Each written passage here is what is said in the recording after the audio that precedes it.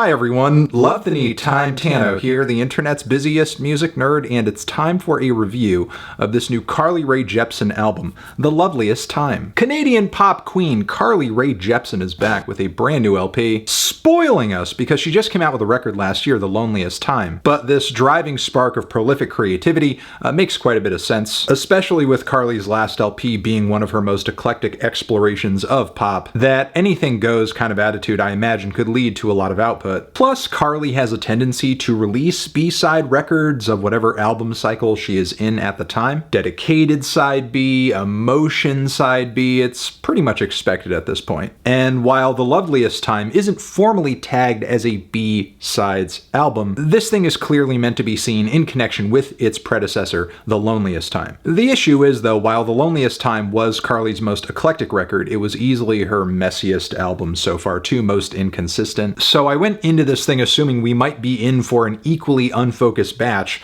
of lesser songs. But The Loveliest Time feels about on par with its sister album, cousin album, niece album. Either way, this thing might be, in a sense, a collection of extras, yes, but there are still some serious highlights here, like Psychedelic Switch, which is not, unfortunately, a song about somebody who is both dominant and submissive while on LSD. No, it's more of an intergalactic house anthem that sounds like something off of Daft Punk's Discovery, with a starry mix and driving kicks. It may be a little derivative, but Carly sounds amazing on it. The tune at the core of it all is pretty solid too. Also, Come Over is pretty sick as well. We have a bit of smooth and nocturnal disco here, with a lot of sweet, alluring lyrics about asking someone to come over while they're on your mind. It's flirty but not super suggestive in the way many of Carly's tracks are. In a sense, it kind of reminds me of like the Barbie movie when Ken was asking Barbie if he could stay over, and Barbie's like, why would we do that? And, you know, there's not really a clear answer. It's inferred, you know, it's inferred. But yeah, the slick and shiny rhythm guitar bits on the chorus of this track are a nice touch too. And we also have Shy Boy, which is a laid-back piece of boogie with lots of plucky, gummy, and also glossy synth layers. The falsetto hook here is pure bliss, even if it's not the most legible. So yeah, there are some bops on this record that could have gone toe-to-toe with some of the best moments on The Loneliest Time. But then again, there are some other songs that I could see why they passed onto this record, as maybe their full potential wasn't reached, or some of the singing or instrumentation is a bit grating. Be that the opening track where the shouty, breathy, chirpy group vocals that pop in here and there are kind of annoying. Yeah, I can't really stand them, even though I do think the verses on the track are solid. And it's interesting to hear Carly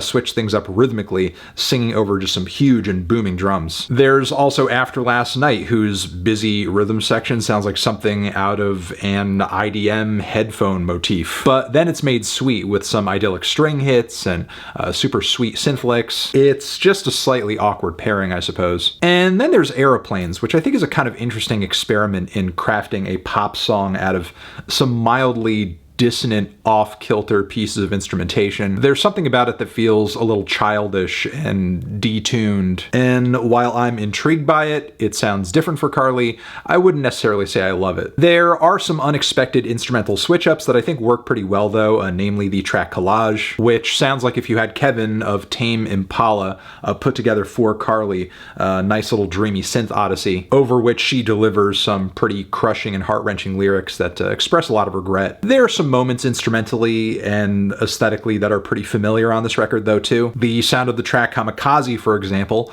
feels like something that could have even been on Emotion. The lyrics on this one are essentially about getting back together with someone for a bit of a fling. It may not have worked out in the past with this person, but the desire and the want is still there. There's loads of great synth patches on this thing. The dance beat is easy to get lost in, just like the emotions of desire fueling the story, which is an all too familiar situation in today's dating landscape of apps and isolation and non-committal sex. I say all this to point out that the framing of this track is kind of dire, likening this situation to a suicidal plane crash. I mean, it is titled Kamikaze, and I can't help but laugh a little as I'm listening to it because I think the simile is a bit overkill. I didn't know the stakes were that high when You're just kind of texting somebody, hey, you up? There's a similar narrative angle to the track So Right as well. Getting back together, crashing into each other, though. The lyrics, I think, are a bit better. They tone things down just a touch. There's a smoother, more nocturnal groove on this one, too. The whole thing just kind of goes down better, in my opinion. The final moments on the record are okay, I suppose. We have a very short and underwritten closing track, though it is a cute contrast from the previous cut of a similar title, Stadium Love, then Weekend Love. The former of the two is kind of a very grand,